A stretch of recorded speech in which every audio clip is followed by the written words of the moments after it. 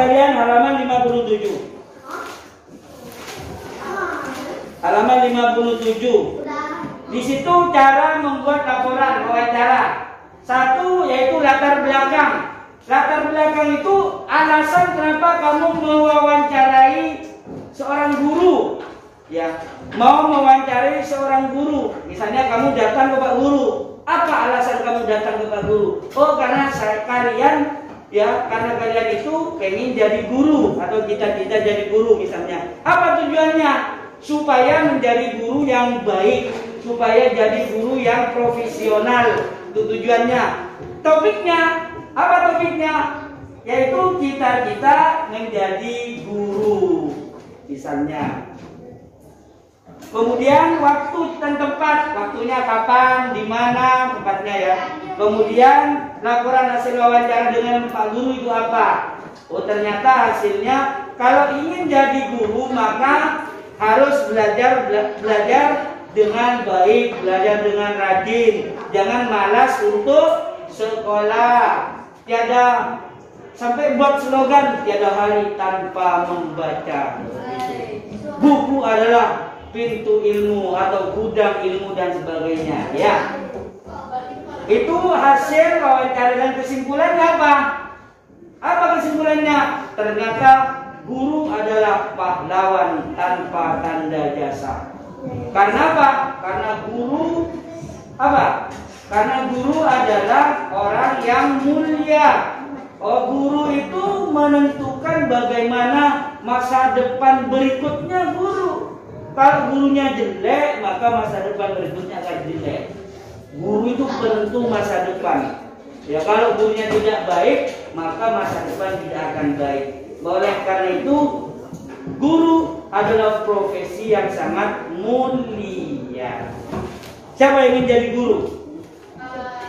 Ya, ayo siapa yang ingin jadi guru? Nah, maksudnya ragu-ragu kamu. Oh, ya, saya Pak, gitu. Nggak mau jadi guru, mau jadi apa? Dan lanjut. Kalian halaman 59, dibuka halaman 59. Apa isi bagian latar belakang pada laporan wawancara? Tadi berisi apa? Alasan. Jadi berisi alasan. Pertama, coba lihat halaman 59. Halaman 59 jadi alasan. Ya. Menjadi alasan apa? Kamu mewawancarai seorang guru. Apa alasannya mewawancarai Pak Aris? Oh, karena saya ingin jadi olahragawan. Mewawancarai pilot. Oh, karena saya ingin jadi pilot.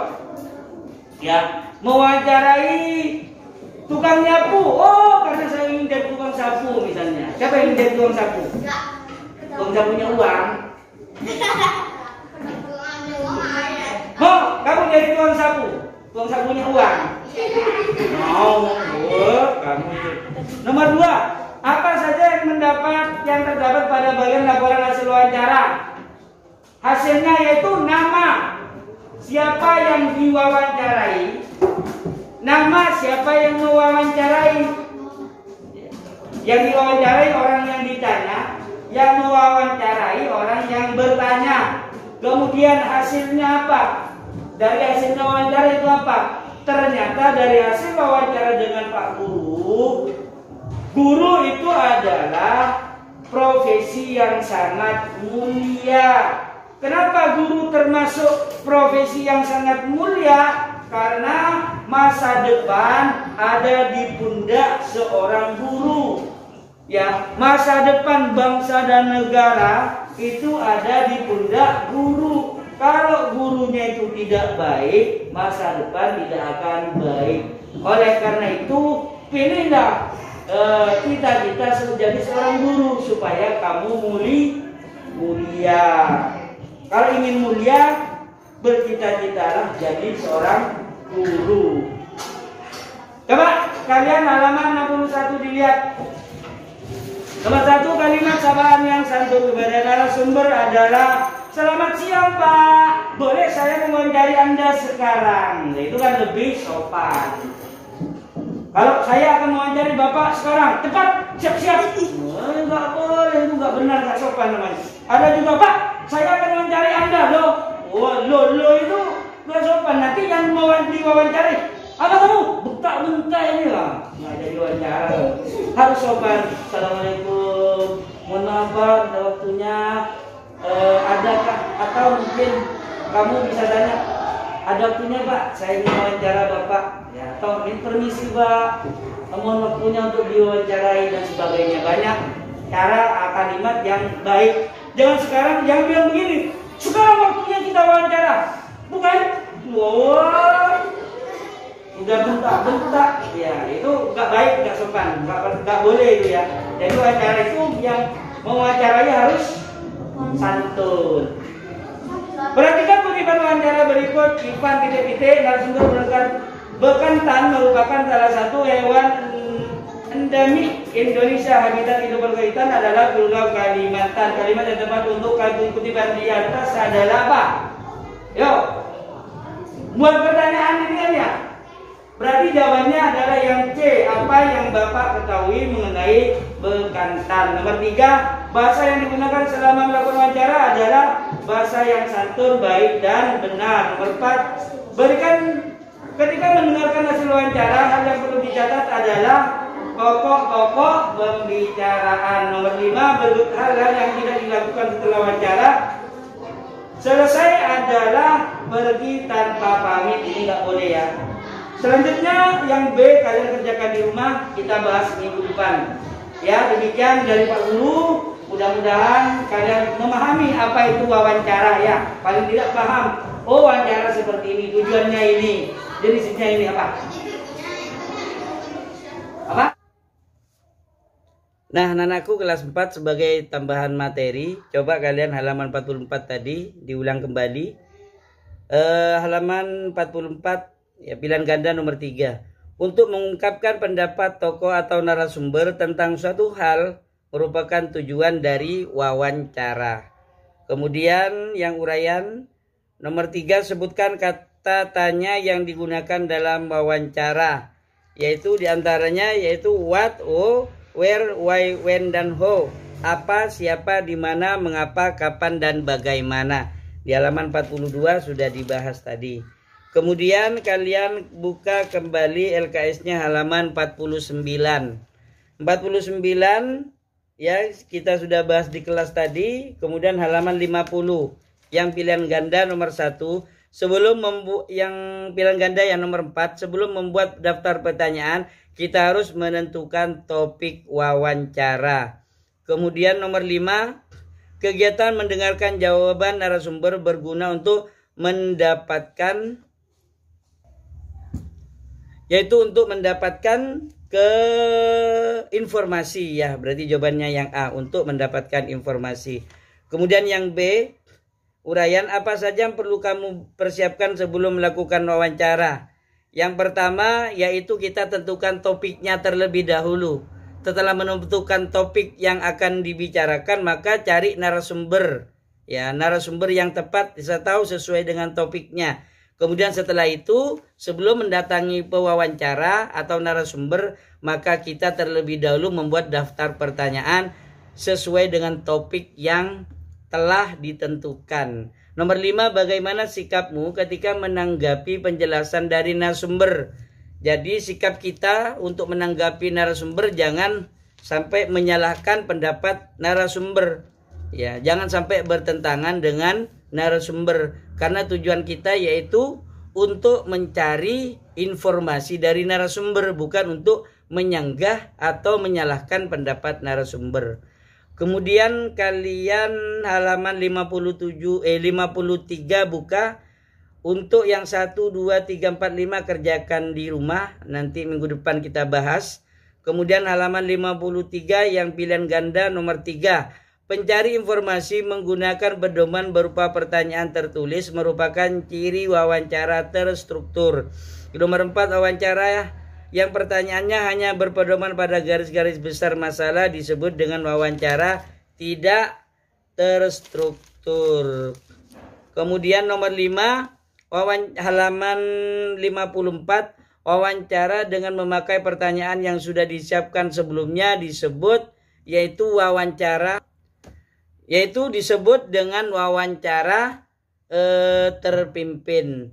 Kemudian yang pilihan ganda sudah, yang uraian. Nomor 3, apa tujuan seorang melakukan wawancara?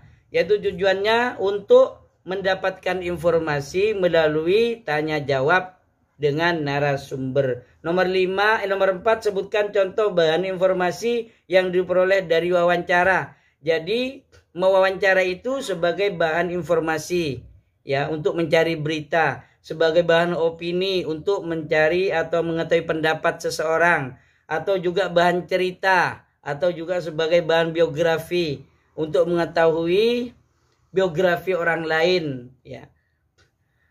Contoh misalnya kita ingin mencari biografi kita cinta kepada baginda Nabi Muhammad, orang yang kita idolakan, maka biografi Nabi Muhammad, 1, beliau memiliki akhlak mulia, memiliki sifat yang wajib beliau miliki, apa? Siddiq, amanah, tabligh dan fatona. Itu namanya biografi. Nomor 5, apakah yang dimaksud dengan wawancara bebas? Wawancara bebas itu wawancara yang tidak ditentukan sebelumnya. Contoh misalnya kalian datang ke Joger. Ya, tujuan ke Joger kalian untuk membeli baju untuk belanja. Kemudian ternyata di Joger ketemu dengan artis. Maka kalian langsung memiliki keinginan untuk wawancara. Ini namanya wawancara yang tidak terstruktur ya. Wawancara yang bebas, artinya tidak disiapkan sebelumnya. Ini biasanya dilakukan oleh pewawancara yang sudah profesional. Untuk wawancara tingkat kalian masih dasar, maka biasanya pakai wawancara terpimpin, artinya disiapkan terlebih dahulu topiknya, kemudian narasumbernya dan pertanyaannya. Itu namanya terstruktur atau terpimpin. Kemudian yang berikutnya buka halaman 59. 599 kalian buka yang pilihan ganda. Hasil wawancara disajikan dalam bentuk C, yaitu laporan. Nomor 2, bagian akhir dari laporan wawancara berisi yaitu kesimpulan. Misalnya kalian mewawancari guru, maka kesimpulannya dari Pak Guru misalnya jadi guru merupakan profesi yang mulia misalnya, karena guru itu memiliki tanggung jawab masa depan. Oleh karena itu jadi guru akan mendapatkan sebuah titel yaitu pahlawan tanpa tanda jasa, misalnya seperti itu kesimpulannya. Kemudian yang berikutnya yang uraian, apa isi bagian latar belakang pada laporan wawancara? Latar belakang itu berisi tentang alasan mengapa melakukan wawancara. Nomor 2, apa saja yang terdapat bagian laporan hasil wawancara? Yaitu namanya siapa, kemudian yang mewawancarai siapa, yang diwawancarai siapa, dan hasil wawancara. Kemudian selanjutnya kalian buka halaman 61. Kalimat sapaan yang santun kepada narasumber adalah yang C. Selamat siang Pak, boleh saya mewawancarai Anda sekarang? Ya. Kemudian nomor 2, perhatikan kutipan wawancara berikut. Ivan ... narasumber yang berkata bekantan merupakan salah satu hewan endemik Indonesia. Habitat hidup bekantan adalah Pulau Kalimantan. Pertanyaannya, kalimat yang tepat untuk kutipan di atas adalah yaitu nomor yang C. Apa yang Bapak ketahui mengenai bekantan ya, karena di sini narasumber menjawab tentang bekantan, berarti pertanyaannya adalah menanyakan apa yang Bapak ketahui tentang bekantan. Kemudian nomor 3, bahasa yang digunakan selama melakukan wawancara adalah bahasa yang santun, baik dan benar. Kata benar di sini singkat dan padat. Berarti jawabannya yaitu D. Nomor 4, ketika mendengarkan hasil wawancara, hal yang perlu dicatat adalah pokok-pokok pembicaraan. Ya. Nomor 5, berikut hal-hal yang tidak dilakukan setelah wawancara selesai adalah pergi tanpa pamit. Ya. Ini yang nggak sopan namanya. Ya, ketika kita selesai wawancara tanpa pamit, wala kalam wala salam, pergi. Itu nggak boleh. Dan selanjutnya halaman 6. Dari saya kurang lebihnya mohon dimaafkan. Allahumma fiq lakum min tariq. Assalamualaikum warahmatullahi wabarakatuh.